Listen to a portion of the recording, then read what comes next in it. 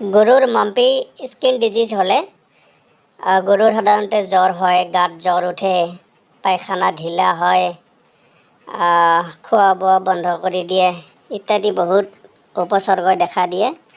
তাৰমানে ঘৰুৱাভাৱে ইয়াক পাঁচপাতমান পাণ, হালধিৰ গুড়ি ইত্যাদি খুৱাব পাৰে। অথবা যদি খালী পায়খানা দিলা হয় তেতিয়াহ'লে আপুনি পকা আঠিয়া কল অকণমান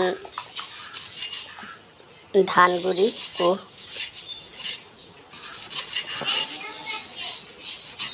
মই কল কাটি আছোঁ, পকা কল। এইটো ছাগলীয়েও বৰ ভালকৈ খায়। এইটো গৰুক এনেকৈ দিলে গৰুৱে একদম পেট ভৰাই খাব।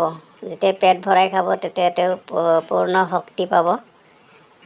আৰু আঠিয়া কল খোৱালে গৰুৰ মুখৰ যি ৰুচি সেই ৰুচিটো বৃদ্ধি হয়। আৰু সময়ে সময়ে গৰুৰ মূৰত ঠাণ্ডা পানী ঢালিব লাগে, ৰ'দত দিব নালাগে। ডক্তৰী ঔষধ খোৱালে ভালেই, কিন্তু ডক্তৰী ঔষধত সিমান উপকাৰ এটা পোৱা নাযায়। তথাপিও মানুহে খুৱায়, ইয়াৰ পৰা উপকৃত হ'লে ঘৰুৱাভাৱে বেছি ভাল।